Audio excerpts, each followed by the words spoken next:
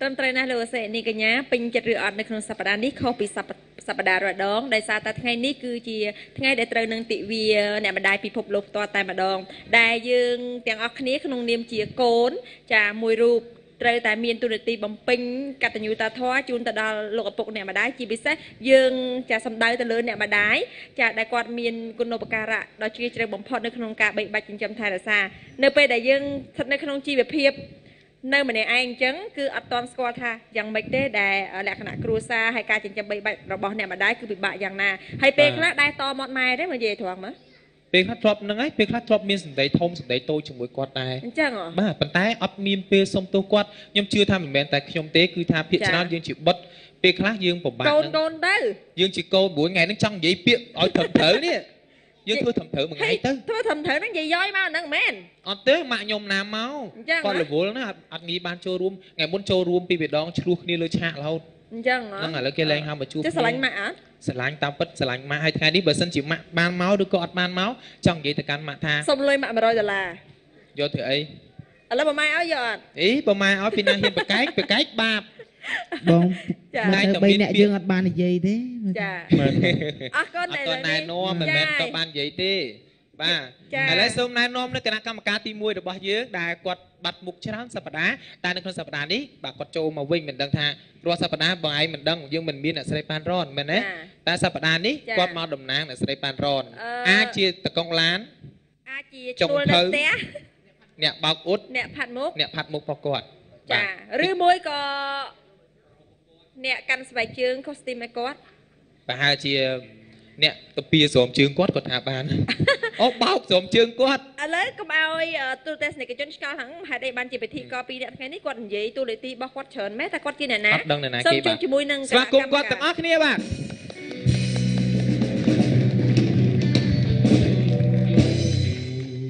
បាទជម្រាបសួរបងសេដ្ឋា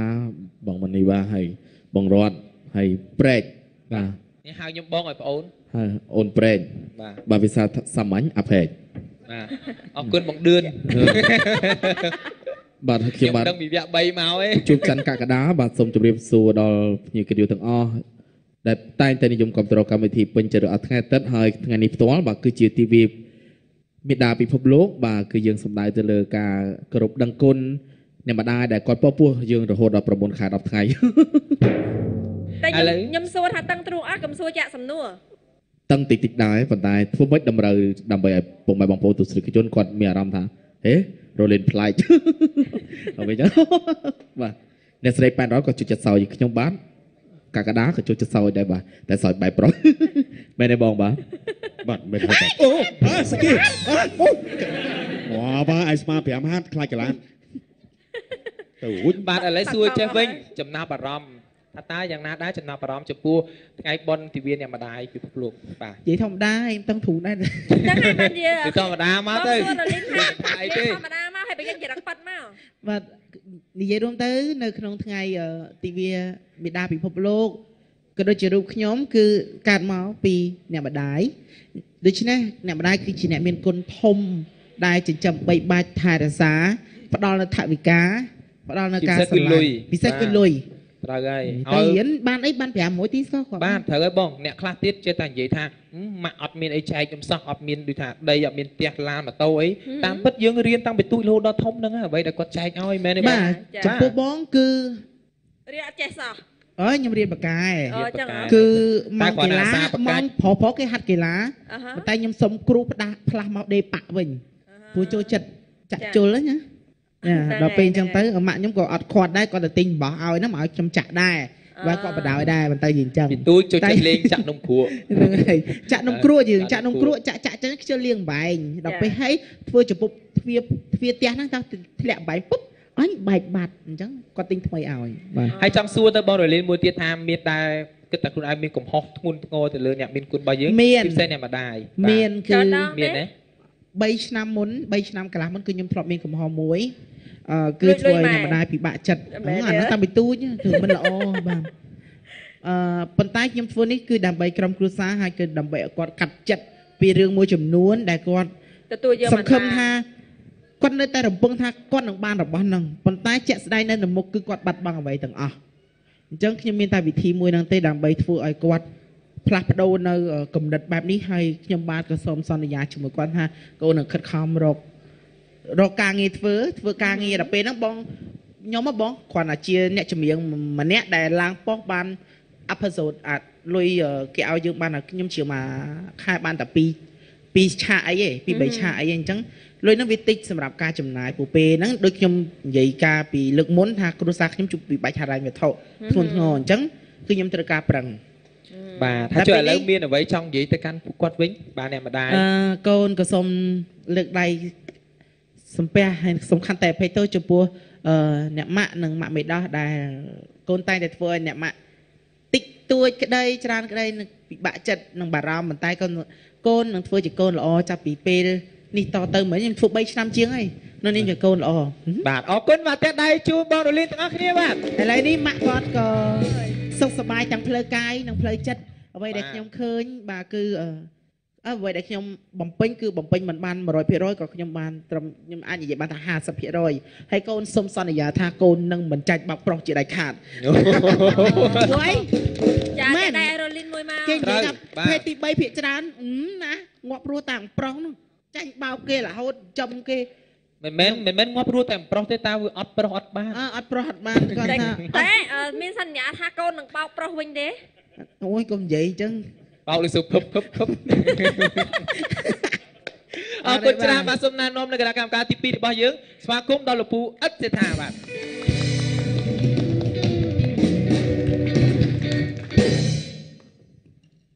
សូមតំបន់កាយគោរពនឹងជំរាបសួរលោកលោកស្រីអ្នកនាងកញ្ញាទូរទស្សនិកជនជាទីគោរពនិងជាទីមេត្រីថ្ងៃនេះអត់មានការបញ្ចេញគណៈកម្មការត្រូវដែលទីខុសនឹងត្រូវទទួលពីនៃអីនៅលើវេទិកាទេព្រោះថ្ងៃនេះគឺជាថ្ងៃពិសេសជាការពិតលោកអ្នកដែលកំពុងទៅទស្សនាកម្មវិធីពេញចិត្តឬអត់ថ្ងៃអាទិត្យប្រហែលជាឆ្ងល់ថាថ្ងៃនេះទិវាមេដាពិភពលោកខ្មែរយើងដូចមិនដែលឃើញប្រពមកតាំងពីបរមណាចាណាមកម្លេះមិនដែលមានអ្នកណាគេប្រពពិធីដឹងគុណអ្នកមានគុណទេបាទនេះគឺជាទិវាមួយដែលនៅខាងបច្ចឹមប្រទេសឬក៏លោកខាងលិចគឺគេតែងតែប្រពជារៀងរាល់ឆ្នាំចំថ្ងៃនេះផ្ទាល់តែម្ដងជាការពិតនៅក្នុងការដឹងគុណការគោរពដល់អ្នកមានគុណមិនថាអ្នកម្ដាយឬក៏លោកឪពុកទេគឺជាទង្វើដ៏ល្អជាទីបំផុតរបស់កូនទាំងប្រុសទាំងស្រីដូច្នេះខ្ញុំជឿថាការយកមករបស់អ្នកដឹកនាំកម្មវិធីពេញចិត្តឬអត់ថ្ងៃអាទិត្យនៅក្នុងថ្ងៃនេះផ្ទាល់បាទសម្រាប់ទូរទស្សន៍ My TV គឺជាចំណែកមួយបញ្ជាក់អំពីទឹកចិត្តកូនទាំងឡាយទង្វើដែលខ្លួនធ្វើតាំងពីកំណើតមកជាទង្វើមួយមានពេលខ្លះយើងដឹងថាខុសមានពេលខ្លះខុសហើយបំពេញទង្វើមួយដែលដឹងថាខុសហើយបំពេញនោះគឺចង់បានអ្វីអំពីអ្នកម្ដាយយើងមិនដឹងថាអ្នកម្ដាយក៏មានឱកាសផ្ដល់ជូនយើងបានឬមិនបានទេតែចិត្តយើងគឺទន្ទិញទន្ទឹងនិងបញ្ជាគាត់ធ្វើម៉េចឲ្យគាត់តម្រូវចិត្តយើងឲ្យបាននេះគឺជាទង្វើមួយដែលយើងគិតថាអ្នកម្ដាយយើងមិនដឹងថាគាត់ជួបផលលំបាកអ្វីទេទង្វើទាំងអស់នេះខ្ញុំជឿថាពេញចិត្តរអត់ថ្ងៃអាទិត្យដែលបង្ហាញជូនដល់ទូរទស្សនិកជនខ្មែរយើងនៅទូទាំងប្រជាជាតិកម្ពុជានិងទូទាំងសកលលោកដែលកំពុងតែទស្សនាកម្មវិធីពេញចិត្តរអត់ថ្ងៃអាទិត្យថ្ងៃឬក៏ទិវាអ្នកម្ដាយពិភពលោកបាទនឹងនឹកឃើញឡើងវិញពាក្យថាសុំទោសអ្នកម្ដាយរាល់កំហុសឆ្គងដែលកូនបានធ្វើកន្លងមកពាក្យថាអ្នកម្ដាយកូនស្រឡាញ់អ្នកម្ដាយណាស់សូមអ្នកម្ដាយអភ័យទោសរាល់កំហុសឆ្គងដល់កូនអ្នកម្ដាយកូនជាកូនរបស់អ្នកម្ដាយថ្ងៃនេះកូនគ្មានអ្វីជូនអ្នកម្ដាយទេខ្ញុំសូមអោបអ្នកម្ដាយនិងថើបមួយខ្សែអ្នកម្ដាយកូនស្រឡាញ់អ្នកម្ដាយជានិច្ចនេះគឺជាទង្វើមួយដ៏ល្អបំផុតរបស់កូនដែលមានចំពោះលោកអ្នកមានគុណដែលគាត់ខំពុះពៀបូជាសាច់ស្រស់ឈាមស្រស់ចិញ្ចឹមបីបាច់យើងផ្ដល់ការសិក្សាដល់យើងផ្ដល់អ្វីដែលយើងចង់បានគាត់មិនដែលនឹកងាឃើញថាយើងជាកូននៅពេលដែលចេញពីផ្ទះទៅមានអោនភាពឬក៏មានបញ្ហាណាមួយដែលធ្វើឲ្យអ្នកជិតខាងមើលងាយយើងនោះទេគាត់ចង់ឲ្យយើងល្អគាត់ចង់ឲ្យយើងស្អាតគាត់ចង់ឲ្យយើងរៀនពូកែជានិច្ចនៅក្នុងចិត្តគាត់យើងគឺជាអ្នកដែលសំណប់ចិត្តជាទីបំផុតនៅក្នុងដួងចិត្តរបស់គាត់សូមផ្ដាំផ្ញើទិវាអ្នកមានគុណឬក៏ទិវាអ្នកម្ដាយពិភពលោកដល់កូនទាំងឡាយស្ដែងចេញជូនអ្នកម្ដាយសូមអរគុណបាទអបអរសាទរជូនលោកពូសិដ្ឋាទាំងអស់គ្នាបាទបាទពេលដែលបានស្ដាប់ហើយ ជាពិសេសគឺយុវវ័យរបស់យើងបាទមួយចំនួនគាត់អាចធ្វើអំពើខុសឆ្គងចំពោះអ្នកម្ដាយឬឪពុករបស់គាត់បន្ទាប់ពីបានស្ដាប់សារដ៏សំខាន់របស់លោកពូសិដ្ឋាមកសង្ឃឹមថានឹងកែប្រែខ្លួនហើយបើសិនជាយើងអត់ទាន់មានកំហុសឆ្គងអីទេជៀសវាងកំហុសទាំងឡាយដើម្បីកុំឲ្យអ្នកមានគុណរបស់យើងពិបាកចិត្តចាមិនដឹងជាអ្នកម្ដាយបងសិដ្ឋាស្រឡាញ់បងសិដ្ឋាប៉ុណ្ណាទេណោះចាព្រោះស្ដាប់សម្ដីសម្ដៅបងសិដ្ឋាទៅហាក់ដូចជាបើទោះបីជាអ្នកម្ដាយខឹងប៉ុណ្ណាក៏ដោយបន្ទាប់ពីស្ដាប់ហើយប្រហែលជាគាត់នឹងអាចស្រក់ទឹកភ្នែកពេលដែលគាត់កំពុងតែទស្សនានៅក្នុងកម្មវិធីឃើញកូនរបស់គាត់សារភាពអ្វីដែលចេញពីដួងចិត្តរបស់គាត់តាមកញ្ចក់ទូរទស្សន៍អាចនឹងស្រក់ទឹកភ្នែកហើយនៅក្នុងចិត្តនិយាយថាកូនខ្ញុំពិតជាល្អណាស់ចា៎ឥឡូវសូមសួរទៅលោកពូសិដ្ឋាវិញថានៅលោកពូសិដ្ឋាបើនិយាយពីមនោចេតនាជាមួយអ្នកម្ដាយប្រកាសជាមានមិនចាញ់កូនដតីទេប៉ុន្តែចង់សួរថាធ្លាប់មានចំណុចណាមួយដែលធ្វើឲ្យអ្នកម្ដាយរបស់យើងគាត់សប្បាយចិត្តហើយគាត់សោកខ្លាំងតែម្ដងអាចជំរាបដល់ទេសនិកជនបានទេចា៎បាទដែលធ្វើឲ្យគាត់គឺថាផ្ទុះសំណោចសោចហើយគឺថាហួសចិត្តនឹងយើងធ្វើទៅលើគាត់ណាបាទមានទេច្រើនដែរតែរនឹកអត់ឃើញទេប៉ុន្តែអ្វីដែលសំខាន់គាត់ចង់ឲ្យយើងធ្វើអ្វីយើងបំពេញបំណងជូនគាត់ក៏គាត់សប្បាយចិត្តគាត់ឲ្យញឹមគំនួចញញឹមរបស់គាត់នោះដកជាប់នៅក្នុងដួងចិត្តយើងជានិច្ចប៉ុន្តែនៅពេលដែលយើងធ្វើអ្វីមួយគាត់បារម្ភពីយើងខ្លាំងពេកទេណាម៉ែដាក់តែប៉ុណ្្នឹងបានហើយកុំច្រើនពេកខ្ញុំញ៉ាំអត់អស់ទេគាត់ខ្លាចយើងអត់ឆ្អែតគាត់ខ្លាចយើងសុខភាពមិនល្អអញ្ចឹងគាត់ថែមច្រើនដឹងស្អីទេម៉ែច្រើនគេញ៉ាំអត់អស់ផងអញ្ចឹងណាមានពេលខ្លះតឹងទៅស្អីក៏ដាក់គាត់បន្តិចទៅបាទឥឡូវបងរលីនវិញគាត់ជាមានរឿងច្រើនហើយធ្វើអ្វីដែលរឿងឲ្យគាត់ផ្ទុះសំណោចហើយគាត់មិនអាចបំភ្លេចបាននៅចាំដល់រាល់ថ្ងៃបាទរឿងតែងស្រីលើកដំបូងអូយមុខនៅអាក្រក់មិនតែងស្រីមិនទៅគាត់ជួយបិទលាវឲ្យអញ្ចឹងណាបងគាត់អាហ្នឹងចេញរស៊ីដំបូងគាត់បខំចិត្តមែនបងរលីនចេញរស៊ីបាទគាត់បខំចិត្តមែនទេឬក៏ទប់លេងជាប់ហើយគាត់ដូចជាមិនបខំចិត្តអីទេបងមែនតែបខំចិត្តបិទលាវឲ្យណាបាទទប់លេងជាប់ហើយឬមួយយ៉ាងណាទប់លេងជាប់បើខ្ញុំទៅហើយណាបងបាទអត់តែអញចេះពេលដែលបិទលាវទៅស្រាប់ហើយគាត់ក្អួតវកអត់ទេរំភើបមែនខែអីបាទអួតសាច់កូនឯងឬក៏ពើ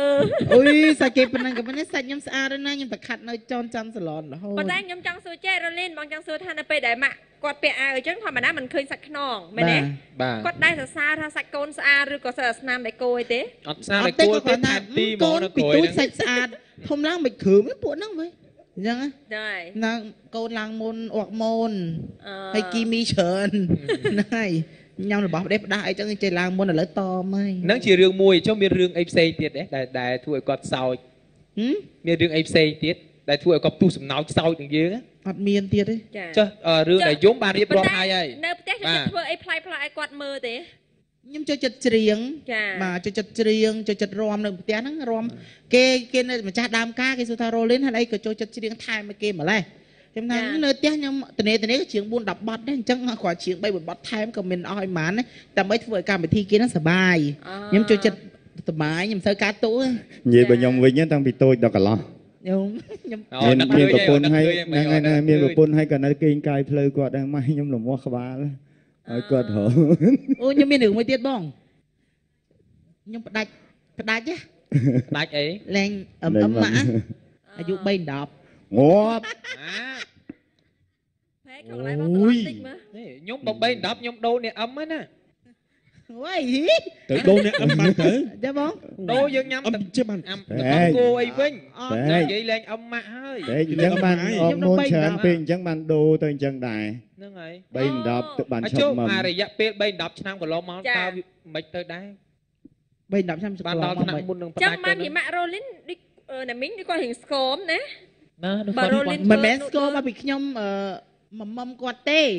ស្គមមកពីគាត់នឹងពេទ្យគាត់ដឹងវិធីតមដើម្បីកុំឲ្យឈឺកាពះដើម្បីកុំឲ្យឡើងជាតិខ្លាញ់កាលគាត់ចាស់ហើយក៏មានសំណួរមួយទៀតចង់សួរថាចូលចិត្តអឹមខាងណាជាងខាងឆ្វេងឬខាងស្ដាំពេលច្រើនចូលទៅដល់ម៉ាក់នៅពីមុខចូលចិត្តគេងចេះហ្នឹងហើយអោបគាត់ហ្នឹងហើយ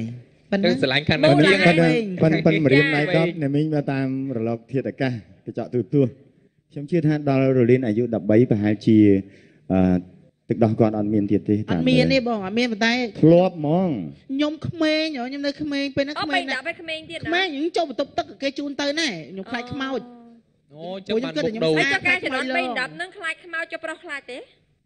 អត់ទាន់ដឹងទេពេលហ្នឹងចូលចិត្តតិចហើយអត់ដឹងទេចូលចិត្តទេដឹងហើយចូលចិត្តហើយហ្នឹងហើយចាប់ដើមធ្វើមកដល់មកឥឡូវចូលចិត្តហើយ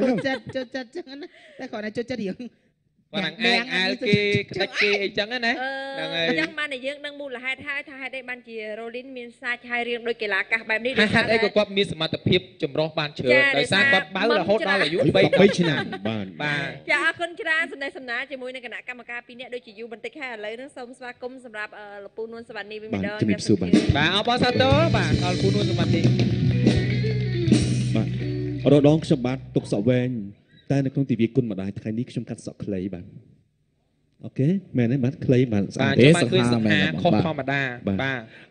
ในขนมกันนี่ได้โดยใช้กันกรรมการខ្ញុំកាត់ភាសាបងតិចណាសូមបងមានភាសាទី1ជាកូនទី2ជាឪពុកបងមានចៅនៅមានមួយហើយបាទជាលោកតាផងបាទអរគុណនៅក្នុងទីវាពិសេស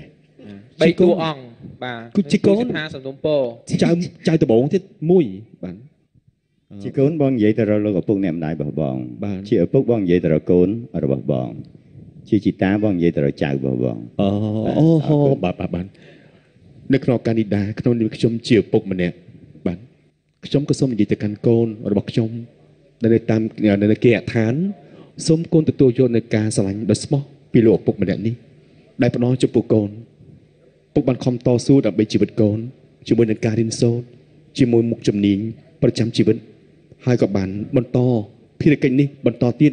ទោះបីស្ថិតនៅក្នុងវ័យចំណាស់បន្តិចប៉ុន្តែនៅខំតស៊ូនៅក្នុងជីវិតនេះជាមួយអ្នកម្ដាយដែលនៅផ្ទះកំពុងតែថែទាំកូនហើយក៏សូមផ្ញើសម្លេងនេះជូនចំពោះចៅផងដែរបាទចៅពិតជាស្អាតណាស់មុខដូចកូរ៉េយ៉ាងអញ្ចឹងចៅអើយចៅតាស្រឡាញ់ចៅមែនទែនបាទហើយឱកាសនេះដែរខ្ញុំបាទក៏សូមជម្រាបជាមួយទៀតអំពីប្រវត្តិរបស់ខ្ញុំបាទផ្ទាល់ខ្ញុំបាទគឺជាកូនកំព្រាម្ដាយបាទដូច្នេះបាត់ភាពកក់ក្ដៅមួយបាទបងអូនហើយនឹងបងគាត់មានម្ដាយតែចំពោះខ្ញុំបាទផ្ទាល់គឺខ្ញុំកំព្រាម្ដាយតាំងពីចំនួនប៉ុលពតអត់ដឹងថាគាត់ស្លាប់ឬរស់ឬក៏គាត់ទៅណាអត់ដឹងចឹងនៅក្នុងឱកាសនេះមានតែអ្នកដែលនៅពីមុខទេដែលអាចបំពេញតួនាទីជាម្ដាយសពនិមិត្តបាននៅក្នុងគណៈពេលនេះគឺមានតែ Rolling ទេអ្នកម្ដាយប៉ុន្តែខ្ញុំចាំបណ្ដាំអ្នកម្ដាយរបស់ខ្ញុំបាទមុននឹងគាត់កាលពីខ្ញុំនៅតូចៗនៅចាំអាយុទំ10ឆ្នាំជាងឯហ្នឹងគាត់ផ្ដាំខ្ញុំថាកូនត្រូវស៊ីដើម្បីរស់កុំរស់ដើម្បីស៊ីកូនត្រូវរៀនឲ្យមានប្រយោជន៍ចំពោះសង្គមកុំរៀនដើម្បីបង្កើននិងបង្កើតនូវភាពអំនួនហើយកូនត្រូវចេះនិយាយដើម្បីការរួបរวมកុំនិយាយដើម្បីបង្កបង្កើននូវកំហឹងនិងការគុំគួននិងអំពើហិង្សានឹងគេហៅចាក់អូចត្រាបាទនេះជាបណ្ដាំអ្នកម្ដាយរបស់ខ្ញុំអ្នកម្ដាយជាមួយនឹងការថែទាំបុត្រក៏មានដំបូងមានល្អផ្ដល់ឲ្យកូនដើម្បីឲ្យកូននឹងរៀបចំជីវិតខ្លួនឆ្ពោះទៅកាន់អនាគតដ៏ភ្លឺស្វាងដូច្នេះអ្នកម្ដាយគឺមានភាពជិតស្និទ្ធគឺជានារីដ៏ល្អបំផុតលើលោកនេះហើយក៏ជាភាពស្រស់ស្អាតបំផុតលើលោកនេះចំពោះខ្ញុំបាទផ្ទាល់ទោះបីខ្ញុំបានជាសុំទោះបាទជាកូនកំព្រាម្ដាយមែនពេលនឹកឃើញអនុស្សាវរីយ៍ទាំងអស់នោះធ្វើឲ្យខ្ញុំសឹងតែមិនអាចនិយាយបន្តទៀតបានហើយសូមបន្តជូនទៅបាទនៅក្នុងថ្ងៃនេះដើម្បីអបអរសាទរដល់ទិវាអ្នកម្ដាយពិភពលោកគឺយើងនឹងអញ្ជើញអ្នកម្ដាយចូលរួមនៅក្នុងកម្មវិធីរបស់យើងចង់ដឹងថាគាត់មានទស្សនៈយ៉ាងណាចំពោះថ្ងៃនេះអបអរសាទរដល់អ្នកម្ដាយទី1បាទចាសូមអញ្ជើញអ្នកម្ដាយទី1